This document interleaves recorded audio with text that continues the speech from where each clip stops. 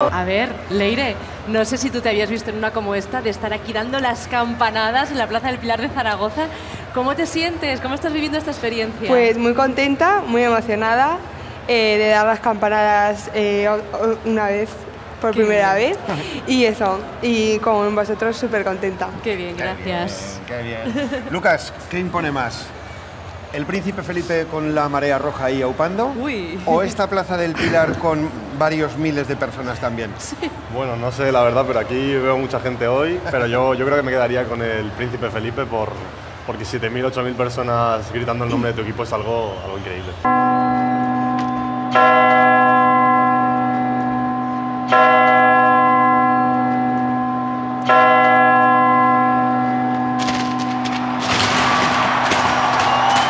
¡Feliz 2024!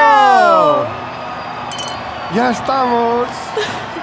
Feliz año nuevo a todos, mucho amor, mucha paz, mucha serenidad para todos ustedes, de verdad. Que sea, por ahora, el mejor año de sus vidas.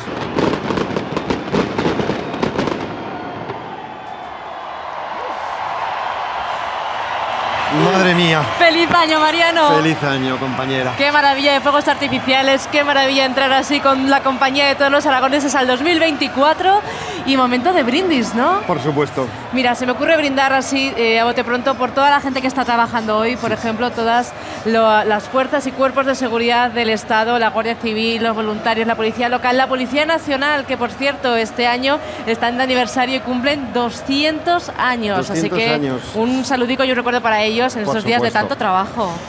También nos queremos acordar de todos los sanitarios que están de guardia y también muy especialmente a las personas que están hospitalizadas y que acaban de recibir el 2024 así.